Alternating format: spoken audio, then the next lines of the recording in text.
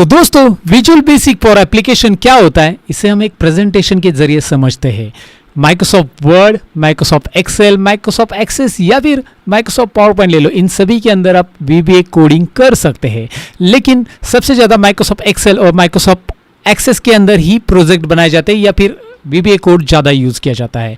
और इस कोर्स में हम स्पेशली माइक्रोसॉफ्ट एक्सेल को फोकस कर रहे हैं। माइक्रोसॉफ्ट एक्सेल के अंदर VBA कोड सीख रहे हैं। एक्सेस का अलग सा कोर्स डिज़ाइन किया जाएगा। तो सबसे पहले मैं आपको एक प्रेजेंटेशन यहाँ पे दिखाना चाहूँगा। इसके लिए VBA code work like language translator. VBA जो होता है, VBA कोड जो होता है लैंग्वेज ट्रांसलेटर की तरह काम करता है। लेकिन कैसे, यहाँ पे आप देख सकते हैं मैंने एक इमेज ली है जहाँ पे इंग्लिश मैन आपको दिखाई दे रहा है। इंग्लिश मैन, ये मैं फोकस करता हूँ, ये इंग्लिश मैन है, राइट। और उसके बाजू में इंग्लिश वुमन है, ये क्या मैं आपको बताता हूँ, उसके बाजू में इंडियन वुमन है। अब क्या है कि सिनेरियो मैं आपको बताता हूँ, ये जो इंडियन वुमन है इनको हिंदी आती है, इंग्लिश बिल्कुल नहीं आती है। ये जो इंग्लिश मैन है आपको इनको इंग्लिश आती है, हिंदी बिल्कुल नहीं आती है। तो ये जो हिंदी बोलना चाहती है इनके साथ तो इंग्लिश मैन समझना चाहता है कि बेसिकली ये क्या बोल रही है, जो इंडियन वुमन है ये मैडम जी क्या बोल रही है। तो ये समझने के लिए उन्होंने क्या किया, बीच में एक लैंग्वेज ट्रांसलेटर हायर कर लिया या बिठा दिया। यहाँ पे आपको दिखाई दे रहा है इनको हिंदी और इंग्लिश दोनों आती है, इसलिए मैंने उनको इंग्लिश वुमन नाम दे दिया है। तो अब जब कभी भी सपोज इनको जो भी कहना है, ये जो मैडम जी इनको कहना है आप कैसे हो, तो ये जो लैंग्वेज ट्रांसलेटर है मैडम जी बीच में बैठी हुई, ये बताएगी सी इज़ आस्किंग हाउ यू, और इसे तब समझ में आएगा कि भाई हाँ ये क्या कह रही है। तो ये बोलेगा ओ या आई एम फाइन, राइट। तो ये बीच वाली जो है, आई मीन लैंग्वेज ट्रांसलेटर का काम कर रही है इंग्लिश वुमन, ये बीच में जो है इनकी इंग्लिश को हिंदी में ट्रांसलेट करेगी, इनकी हिंदी को इंग्लिश में ट्रांसलेट करेगी। तो ये दोनों एक दूसरे के साथ कम्युनिकेट अच्छे से कर पाएंगे। और वही होता है हमारे साथ दोस्तों, मतलब हम कोड इंग्लिश में लिखेंगे, हम जब कंप्यूटर पे बैठेंगे VBA कोड करने के लिए तो हम इंग्लिश में कोड लिखेंगे। लेकिन मशीन की लैंग्वेज होती है बाइनरी, याद रखिए, अगर आपको पता नहीं है तो मैं आपको बताता हूँ कि मशीन की लैंग्वेज बाइनरी होती है, जो कि 100000011001 ऐसे बाइनरी लैंग्वेज होती है। तो ये लैंग्वेज हमें समझ में नहीं आएगी और हमारी इंग्लिश मशीन को समझ में नहीं आएगी, राइट। ये तो प्रॉब्लम होने वाला है। तो इसीलिए हमारी लैंग्वेज मशीन को समझाने के लिए Microsoft visual basic for application design किया गया है। VBA यही काम करता है। मेन काम तो VBA का यही है कि हमारी जितनी भी कोडिंग्स है, हम जो भी इंग्लिश में टाइप करें, वो CPU को, मशीन को मतलब CPU को हम CPU की तरफ भेज रहे हैं, CPU को वो मशीन लैंग्वेज में इंटरप्रेट करके देता है या समझाता है, राइट। तो बाइनरी लैंग्वेज में, और वहाँ से आई हुई बाइनरी कोडिंग को दोबारा इंग्लिश में आपको आउटपुट देता है। तो ये काम होता है लैंग्वेज ट्रांसलेटर का बेसिकली, मतलब लैंग्वेज ट्रांसलेटर काम ये होता है, आपको पता है। लेकिन VBA का काम बेसिकली ये होता है। तो मुझे बस समझाना था कि VBA बेसिकली होता क्या है। आपको कंफ्यूजन है बहुत सारे लोगों की, भाई बेसिकली VBA करता क्या है। तो आपको करता क्या है समझ में आया, लेकिन करता कैसे ये समझना बाकी है। उसी के लिए तो ये सीरीज़ बनाई मैंने दोस्तों, ये पूरा का पूरा कोर्स। तो सबसे पहले हम एक्सेल स्टार्ट करते हैं। एक्सेल में ब्लैंक वर्कबुक लेता हूं मैं, और ब्लैंक वर्कबुक लेने के बाद मुझे चाहिए VBA के लिए यहाँ पे डेवलपर टैब, जो कि मेरे पास ऑलरेडी है। आपके एक्सेल में शायद ही ओपन होगा, नहीं होगा तो कैसे लाना है मैं अभी आपको बता देता हूँ, डोंट वरी। राइट क्लिक करना है इन टैब्स में, कहीं पे भी, ये टैब्स के ऊपर कहीं पे भी राइट क्लिक कीजिए और आपको एक ऑप्शन मिलता है customise ribbon. Customise the ribbon, इस पर क्लिक कीजिए। मैं जो भी चीज़ें बताऊंगा जूम करके दिखाऊंगा, ताकि आप मोबाइल पे देख रहे हो तो आपको कंफर्टेबल फील हो जाए कि भाई कौन सा ऑप्शन दिखाया जा रहा है। कस्टमाइज रिबन में एक डायलॉग बॉक्स ओपन होता है। इसमें मेरा डेवलपर टैब ऑलरेडी चेक है। आप यहाँ पे देख सकते हैं डेवलपर टैब ऑलरेडी चेक है। तो मैं इसे अनचेक करता हूँ। मैं इसे अनचेक कर रहा हूँ। यहाँ पे आप देखिए, मैं फोकस भी करके बताता हूँ। ये अनचेक कर दिया मैंने, और अनचेक करने के बाद मैं यहाँ पे ओके बटन पे क्लिक कर रहा हूँ। जैसे मैं ओके करता हूँ, अभी डेवलपर टैब यहाँ पे है नहीं है। जिनको ये ऑलरेडी पता है कि डेवलपर टैब ऑन ऑफ कैसे करते हैं, वो वीडियो को थोड़ा सा फास्ट फॉरवर्ड कर सकते हैं, कोई बात नहीं है। यहाँ पे फिलहाल मैं कस्टमाइज रिबन कर रहा हूँ दोबारा, और यहाँ पे डेवलपर टैब को चेक करूंगा। ऑफकोर्स अगर मैं यहाँ पे इसे चेक करूंगा तो आपको पता है कि डेवलपर टैब ऑन होने वाला है। ऐसा नहीं कि डेवलपर टैब लाने के बाद आप विजुअल बेसिक के स्क्रीन पे जा सकते हैं, लेकिन डेवलपर टैब में विजुअल बेसिक के अंदर के जो कोड व्यू करने के ऑप्शंस वगैरह यहाँ पे दिए गए शॉर्टकट्स यहाँ पे मिलते हैं आपको। जैसे विजुअल बेसिक की स्क्रीन लाने के लिए सबसे पहला ऑप्शन यहाँ पे दिया है, फिर मैक्रोज रिकॉर्ड और रन करने के लिए भी यहाँ पे ऑप्शन दिया है आपके लिए। तो यहाँ से आप कर सकते हो वो सारी चीज़ें। तो फिलहाल तो मैं विजुअल बेसिक स्क्रीन के बारे में हम देखेंगे, मैक्रो वगैरह बाद में रिकॉर्ड करेंगे हम। तो मैं विजुअल बेसिक के लिए यहाँ पे क्लिक करूँगा, या फिर कीबोर्ड पे आप Alt F11 ये शॉर्टकट की भी प्रेस कर सकते हैं। यहाँ पे जैसे आप माउस रखते हो ना, तो शॉर्टकट की आ जाती है। अगर आप लिखना भूल गए तो नोट डाउन भी कर लीजिए ये चीज़ों को याद रखने के लिए। सो Alt F11 विजुअल बेसिक की विंडो आपके सामने छोटी आ गई है। यहाँ पे मैं इसे बड़ी करना चाहता हूँ तो बड़ी कर सकते हैं आप। राइट साइड में यहाँ पे बड़ी करने के लिए ऑप्शन है मैक्सिमाइज, यहाँ से आप बड़ी कर लीजिए विंडो को। ये विंडो में कुछ एक्स्ट्रा विंडोज ओपन है, जैसे ये लोकल्स विंडो मैंने पहले से ओपन करके रखा है, ये मैं क्लोज करूँगा। अगर एक्स्ट्रा विंडो ओपन है वॉच विंडोज एंड ऑल, वो बाद में हम ऑन करेंगे, मैं क्लोज कर रहा हूँ। ये प्रोजेक्ट भी बंद कर रहा हूँ। अभी मेरे पास ऐसा ब्लैंक है सपोज। सबसे पहले हमें ज़रूरी क्या है इस विंडो में, सबसे पहले हमें व्यू में जाना है और प्रोजेक्ट एक्सप्लोरर की ज़रूरत है। कंट्रोल-R इसकी शॉर्टकट की आप ये भी प्रेस कर सकते हैं। मैं माउस से इसलिए दिखा रहा हूँ ताकि आपको पता चले कि मैं कहाँ पे क्लिक कर रहा हूँ। कंट्रोल-R आप प्रेस कीजिए। ये प्रोजेक्ट एक्सप्लोरर छोटा आ गया, डोंट वरी, आप इसे ऐसा रख सकते हैं। ये ऊपर आ गया, आप नीचे खींचे, आप इसे लेफ्ट में लेके जाइए, ये ऐसा पैच हो जाता है और इसकी साइज़ ऐसे बढ़ा सकते हैं। ये कस्टमाइज़ करना आपको आना चाहिए। ये बस ड्रैग एंड ड्रॉप के ऑप्शन से, बाकी कुछ नहीं। ये जो ऊपर ब्लू बार दिख रहा है ना, इस पे माउस लेके आना है, इससे ड्रैग करके आप कहीं पे भी इसे रख सकते हैं। ऐसा ला सकते हैं और ऐसा ला के यहाँ पे वापस लेफ्ट में लाएंगे ना तो ऑटोमेटिक वहाँ पे पैच मतलब वो हो जाता है, अटैच हो जाता है मैग्नेटिक इफेक्ट से, और इसकी साइज़ आप बढ़ा सकते हैं। अब ये जो प्रोजेक्ट एक्सप्लोरर आ रहा है इसमें आपको दिखाई दे रहा है कि आपका जो वर्कबुक अभी ओपन किया हमने, बुक 1 है उसका नाम, ये दिखाई दे रहा है, और उसमें शीट 1 है आपके पास, और ये दिस वर्कबुक। तो ये चीज़ें इसके अंदर है। अगर आपके पास कोई दूसरा वर्कबुक ओपन है, एग्जाम्पल के लिए मैं इसे क्लोज करता हूँ और फिलहाल मैं फाइल में जा रहा हूँ और कोई एक ऐसा वर्कबुक ओपन करता हूँ जहाँ पे बहुत सारी शीट्स मेरे पास पड़ी है। राइट, एग्जाम्पल के लिए बता रहा हूँ। यहाँ पे दिखाई दे रहा है आपको 39 to 60 पार्ट शीट्स यहाँ पे प्रैक्टिस फाइल पड़ी है। नीचे आप शीट्स भी देख सकते हैं, बहुत सारी शीट्स यहाँ पे पड़ी है। राइट, तो अभी ये सारी की सारी शीट्स आपको दिखाई देगी Alt F11 प्रेस करने के बाद। Alt F11 प्रेस कीजिए, VBA विंडो आ जाता है। अब देखिए ये सारी शीट्स दिखाई दे रही है आपको, VBA project 39 to 60 part sheets, ये इसके अंदर इतनी सारी शीट्स है। और आपका नीचे ये प्रोजेक्ट 1 का ये दिखाए, तो एक साथ आपने बहुत सारे वर्कबुक ओपन किए, उन सभी की शीट्स भी आपको एक साथ यहाँ पे दिखाई देगी अलग अलग वर्कबुक के हेडिंग के अंदर। VBA प्रोजेक्ट ये दिखाई दे रहा है बुक 1 का, और उसके अंदर की शीट यहाँ पे दिखाई दे रही है, और यहाँ पे ये 39 to 60 पार्ट वर्कबुक का पूरा शीट्स आपको दिखाई दे रहा है। तो फिलहाल मैं इसे क्लोज कर देता हूँ। मैं ये चालू रख के भी एक्सेल में जा सकता हूँ, याद रखिए Alt Tab बटन प्रेस कीजिए, एक्सेल में आगे Ctrl W, इसे नहीं करना है सेव वगैरह, तो मैंने नहीं किया। अब यहाँ पे हम ये वर्कबुक में वापस आ गए, Alt Tab, ये देखिए Alt Tab करके हम यहाँ पे एक फाइल से दूसरी फाइल में स्विच होने के लिए Alt Tab आप कर सकते हैं। एक जो ओपन एप्लीकेशन से दूसरे एप्लीकेशन में जाने के लिए, एक मतलब 2 आपके ओपन एप्लीकेशन रहने चाहिए उसके लिए। तो एक एप्लीकेशन से दूसरे एप्लीकेशन, जैसे VBA एक साइड चालू है, एक साइड एक्सेल चालू है, एक्सेल में आ गए, VBA में आ गए, Alt Tab। Okay, so basically ये विंडो आपको पता चला कैसे, इसके बारे में मैंने आपको बताया। व्यू में आपको यहाँ पे प्रॉपर्टीज़ विंडो भी मिल रहा है, जिसकी अभी ज़रूरत नहीं है लेकिन आगे चलकर पड़ेगी। जब मैं इसे क्लिक करूँगा तो ये यहाँ पे आ रहा है, और इसे मैं क्लोज कर देता हूँ फिलहाल के लिए। आगे जब ज़रूरत रहेगी तो हम इसे ऑन करेंगे, और ढेर सारी लोकल विंडो वगैरह यहाँ पे आपको दिखाई दे रही है, ये भी यहाँ से ऑन होते हैं। राइट, अब नेक्स्ट क्या है, अब हमें यहाँ पे मॉड्यूल इंसर्ट करना है। हमारी कोडिंग अगर हमें करनी है VBA के अंदर, पहला कोड हमें लिखना है, तो हमें मॉड्यूल की ज़रूरत है, और मॉड्यूल हम स्टैंडर्ड टूल बार से इंसर्ट करेंगे। यहाँ पे आपको स्टैंडर्ड टूल बार दिखाई दे रहा है, ये जो हाईलाइट ऑप्शन दिखाई दे रहा है मैं कर रहा हूँ, ये स्टैंडर्ड टूल बार है। इसमें इंसर्ट यूजर फॉर्म के बाजू में जो ब्लैक एरो दिख रहा है उस पर क्लिक कीजिए और मॉड्यूल ऑप्शन आपको मिल रहा है। आप यहाँ से आप मॉड्यूल इंसर्ट कर सकते हैं। यहाँ पे सबसे पहला मॉड्यूल मैं इंसर्ट कर रहा हूँ, क्योंकि ज़्यादातर प्रोग्राम हम मॉड्यूल में लिखते हैं। राइट, वैसे हम कोड शीट 1 के लिए भी रख सकते हैं, जैसे शीट 1 के ऊपर आप राइट क्लिक करोगे, शीट 1 के लिए भी आप कोड लिख सकते हैं, वर्कबुक के लिए भी आप कोड लिख सकते हैं। राइट क्लिक करो, उसके ऊपर भी व्यू कोड ऑप्शन आ रहा है, लेकिन हम कर रहे हैं मॉड्यूल। यहाँ पे मॉड्यूल इंसर्ट करते हैं मॉड्यूल 1, और यहाँ पे ढेर सारे मॉड्यूल और भी इंसर्ट किए जा सकते हैं। फिलहाल मॉड्यूल 1 ही मैंने इंसर्ट किया, आगे चलकर आपको पता चलेगा कब ज़रूरत पड़ती है हमें। तो मॉड्यूल 1 के अंदर यहाँ पे राइट साइड में एक विंडो आ रही है जहाँ पे हम कोड कर सकते हैं। यहाँ पे हमें कोडिंग करना रहता है, यहाँ पे हम लिखेंगे हमारा पहला मैक्रो या पहला फंक्शन हम जिसे बोल सकते हैं। राइट, तो ये आपको बेसिकली यहाँ पे समझा कि मैंने ये मॉड्यूल लिया है। यहाँ पे मॉड्यूल लेने के लिए आप यहाँ पे क्लिक कर सकते हैं इंसर्ट में, यहाँ पे मॉड्यूल आपको ऑप्शन दिखाई दे रहा है। ये स्टैंडर्ड टूल बार है, अगर ये नहीं है स्टैंडर्ड टूल बार तो आपको याद रखना है व्यू में टूल बार्स में यहाँ पे स्टैंडर्ड ऑन होना चाहिए। देखिए ऑलरेडी चेक है स्टैंडर्ड टूल बार, ये अनचेक है तो आपको वहाँ पे दिखाई नहीं देगा। बेसिक बात है, ये आपको पता होनी चाहिए।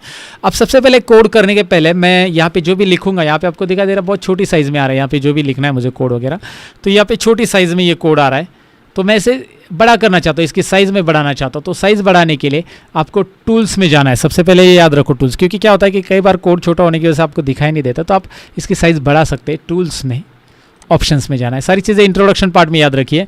एडिटर फॉर्मेट, यहाँ पे बहुत सारे ऑप्शंस है, इसमें आपको नहीं जाना है, एडिटर फॉर्मेट में डायरेक्टली चाहिए, जहाँ पे हमें एडिटर फॉर्मेट में एक ही चेंज करना है। फॉन्ट वगैरह भी बदल सकते हैं आप, फॉन्ट बदलना है तो आप साइज़ बदल दो, 12 करना है 13 करना है, तो मैं 12 करता हूँ ओके करता हूँ तो यहाँ पे दिखाई दे रहा है आपको थोड़ा साइज़ बढ़ गया। अगर आपको लगता है और बढ़ाना है तो और भी बढ़ा दीजिए। वैसे मैं जूम करके आपको पढ़ाने वाला हूँ ये चीज़ें कैसे दिखती है, कैसे क्या होता है।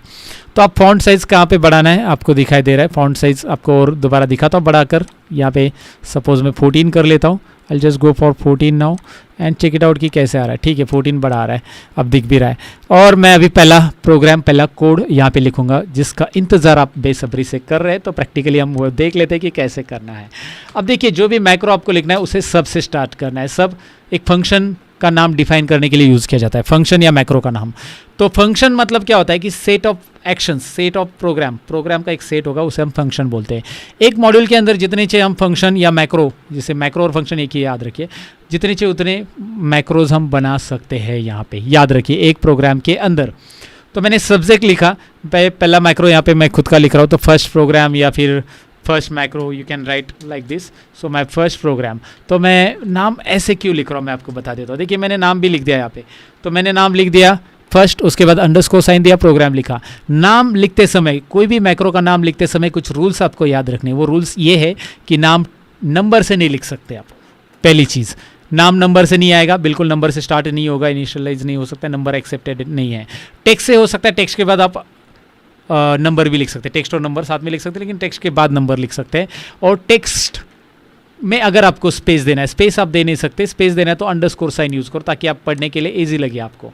मतलब अंडरस्कोर साइन कंपलसरी यहाँ पे यूज़ कर सकते हैं। स्पेशल कैरेक्टर में ये अंडरस्कोर साइन यूज़ किया जाता है, स्पेशल कैरेक्टर दूसरे कोई भी यूज़ नहीं कर सकते आप, राइट। ये बातें याद रखिए। देखिए टेक्स्ट में नाम लिखा जा सकता है लेकिन स्पेस नहीं दे सकते। स्पेस के लिए आप अंडरस्कोर साइन यूज़ कर सकते हैं। शिफ्ट और डैश साइन जो रहता है ना, अंडरस्कोर जिसे हम बोलते हैं, वो प्रेस कीजिए ताकि यहाँ पे नाम अगर आपका बड़ा है तो वो पढ़ने के लिए ईजी जाए। आपने खाली फर्स्ट नाम लिखा है तो अंडरस्कोर साइन लिखने की ज़रूरत नहीं फर्स्ट, लेकिन आपने फर्स्ट प्रोग्राम ऐसा लिखा, स्पेस तो देना नहीं है, तो किसी को पढ़ने के लिए दिक्कत हो सकती है ये लिखा क्या है एग्जैक्टली। लेकिन आप अंडरस्कोर साइन देते हो तो that will be cool for everyone, है ना। लाइक आपको समझ में आएगा, उसको भी समझ में आएगा कि लिखा क्या गया है, राइट। और यहाँ पे हमेशा माइक्रो का नाम मैं कैमल केस में देता हूँ। कैमल केस यानी कि पहला लेटर कैपिटल रहेगा हर एक अल्फ़ाबेट का। कैमल केस यूज़ करो। अगर आप स्पेस नहीं यूज़ करते हो तो कैमल केस बेस्ट रहेगा, क्योंकि वहाँ पे समझ में आता है कि फर्स्ट प्रोग्राम लिखा गया है। कैमल केस समझ में है ना, पहला अल्फ़ाबेट यहाँ पे कैपिटल दिखाई दे रहा है। ओके, नेक्स्ट एक चीज़ यहाँ पे याद रखो कि यहाँ पे कीवर्ड्स रहते हैं कुछ, उसका नाम आप बिल्कुल नहीं दे सकते फंक्शन को। मतलब जैसे कि यहाँ पे मैं आपको बताऊँ, सपोज मैंने यहाँ पे ईप लिख दिया, तो ईप ये नाम नहीं दे सकते आप, क्योंकि ये कीवर्ड है वीबीए के अंदर, इसका कोई मीनिंग है ऑलरेडी। वीबीए की लाइब्रेरी के अंदर इसको असाइन किया गया है कि ईप का काम क्या है। ईप एक फंक्शन है, राइट। ईप एक फॉर्मूला भी एक्सेल के अंदर आपको पता भी होगा। तो वैसे ही अगर यहाँ पे आप बहुत सारे कीवर्ड्स रहते हैं, वो कीवर्ड्स को अगर आप यूज़ करोगे तो वो नाम असाइन नहीं कर सकते। तो कीवर्ड्स को आप बिल्कुल नहीं यूज़ करेंगे। आगे चलकर हम कीवर्ड्स सीखेंगे, बहुत सारे लूप है, for loop, next loop, while loop, ये वो। तो ऐसे ये सारे वर्ड जो है ऑलरेडी डिफाइन है, तो इनको हम नाम में इस्तेमाल नहीं कर सकते। हम अपना कस्टमाइज नाम देंगे। आप खुद का नाम लिखोगे तो भी चलेगा वहाँ पे। तो फिलहाल हमने फर्स्ट प्रोग्राम लिखा है, आगे ओपन ब्रैकेट क्लोज ब्रैकेट लिखना है और एंटर बटन प्रेस करना है। जैसे आप एंटर प्रेस करोगे आपके सामने दिखाई दे रहा है ये एंड सब्जेक्ट आ रहा है और वो ब्लू में कन्वर्ट होकर एस भी कैपिटल हो चुका है। मतलब ये एक्सेप्टेड है। ये मैक्रो अभी आप रेडी हो चुके हैं इसके अंदर कोड लिखने के लिए। आपको जो भी कोड लिखना है इसके अंदर कोड लिखोगे वो रन होगा। इसके बाहर कोड लिखा हुआ इस मैक्रो के अंदर रन नहीं होगा अगर आप इस मैक्रो को रन करना चाहते तो, राइट। पहली चीज़ याद रखना है मैक्रो के अंदर, मतलब पहली बार अगर वीबीए में कोडिंग करो तो स्टेप्स याद रखो सभी के सभी। नेक्स्ट करना क्या है, अब मैं यहाँ पे क्या कर रहा हूँ, पहला प्रोग्राम लिख रहा हूँ। तो मैं चाहता हूँ, मैं एक काम करता हूँ, इसे मैं थोड़ा सा मिनिमाइज़ कर देता हूँ और इस विंडो को साइड में रख देता हूँ ताकि मुझे एक्सेल भी साइड बाय साइड दिखाई दे कि यहाँ पे क्या चल रहा है। मैं चाहता हूँ कि यहाँ पे A5 सेल सेलेक्ट हो जाए, ऐसा कोड मैं टाइप करूँ। तो मैं यहाँ पे कोड टाइप करने के लिए क्या लिखूँगा, देखिए मेरे पास शीट 1 ही है, तो एक शीट से दूसरी शीट में कैसे जाना है वो आगे सीखेंगे हम। लेकिन इसी शीट में अगर मुझे जाना है तो मैं शीट का नाम वगैरह अभी नहीं डिफाइन करूँगा। वीबीए कोड में शीट का नाम या शीट को लोकेशन, शीट का लोकेशन भी डिफाइन कर सकते हैं, कैसे मैं आपको दिखाऊंगा, लेकिन वो शीट सिलेक्शन में सीखेंगे। फिलहाल हम रेंज सिलेक्शन देखते हैं कि भाई रेंज के अंदर मैंने रेंज लिखा और रेंज के अंदर मैं इन्वर्टेड कॉमा में लिखूंगा। जैसे मैं रेंज लिखूंगा, देखिए मैं कैपिटल स्मॉल लिखता हूँ, यहाँ पे कोई इशू नहीं, ज़्यादातर आप स्मॉल लिखो तो भी चलेगा और पहला अल्फ़ाबेट ज़्यादातर कैपिटल रहता है हर एक जो भी कोड रहता है उसका, राइट। तो यहाँ पे मैंने इस तरह से लिखा रेंज तो भी चलेगा, मैंने पूरा स्मॉल लिखा तो भी चलेगा। मैं आपको दिखाता हूँ, क्योंकि केस सेंसिटिविटी में खाली इफ कंडीशन में थोड़ा बहुत इशू है, बाकी जगह पे नहीं है, इफ कंडीशन में कहाँ पे इशू मैं आपको बताऊंगा, जाकि बाकी जगह पे भी है तो क्या सेंसिटिव है ही नहीं वैसे। तो मैंने रेंज लिख दिया यहाँ पे। अब रेंज लिखने के बाद आगे क्या लिखूंगा मैं यहाँ पे, देखिए रेंज लिखने के बाद ओपन ब्रैकेट में कर रहा हूँ, और जैसे मैं ओपन ब्रैकेट कर रहा हूँ नीचे कुछ सजेशन आ रहा है आपको कि सेल 1 सेल 2 ऐसा, मतलब ये प्रॉपर कोड जा रहा है, सजेशन दे रहा है मतलब प्रॉपर कोड जा रहा है। तो मैं A5 सेल सेलेक्ट करना चाहता हूँ यहाँ से, तो मैंने इन्वर्टेड कोमा के अंदर A5 लिखा, डबल इन्वर्टेड कोमा याद रखिए, inverted coma shift button press करके देना है। बहुत सारे स्टूडेंट ऐसा इन्वर्टेड कोमा देते हैं एक्सेल के फॉर्मूला भी मैंने कहा है इफ के फॉर्मूला में, और वो लोग क्वेरी पूछते हैं बाद में कि सर मेरा नहीं आ रहा है रिजल्ट। डबल सिंगल सिंगल ऐसे, ये सिंगल सिंगल 2 बार देके मतलब नहीं है, शिफ्ट और double inverted coma bracket close dot select, okay.